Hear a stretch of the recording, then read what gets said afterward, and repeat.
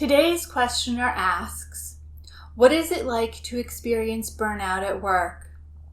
Burnout is going to look a little different for each person. Here's what it looked like for me. I would sit in my car every morning before going into the office and cry because I was so overwhelmed by everything I knew was on my plate. I would climb under my desk in the afternoon and cry again because I was overwhelmed and putting incredible pressure on myself to do everything and do it all perfectly.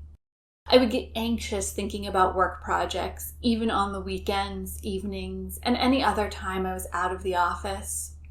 I began to resent anyone who wasn't working the same crazy, overwhelming hours I was. I was unusually short-tempered and would snap at coworkers, vendors, family, and friends with a reaction out of proportion to their action or inaction. And I physically manifested my stress, battling frequent migraines and using energy drinks to fight through constant exhaustion. But that's what burnout looked like for me. You've probably heard me say this before and you'll hear me say it again.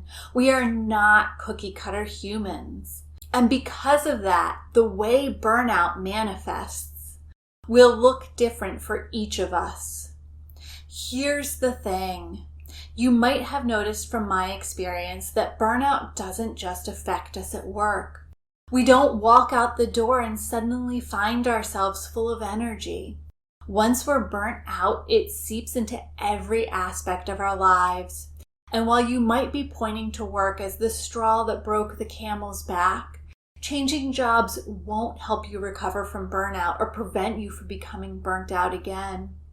Burnout is the result of our own struggle with boundaries, lack of consistent and sufficient self-care, and inability to prioritize our own needs in every aspect of our lives.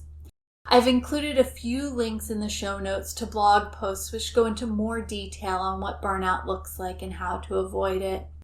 But I'll wrap this up by letting you know that if you're asking this question, chances are good that you are in fact burnt out. The best thing you can do right now is to start increasing the amount of self-care in your life to help you begin to replenish your depleted energy reserves. I'm sending you a great big hug.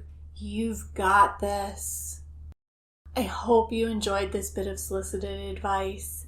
Make sure you subscribe to my channel to be notified whenever I post new content.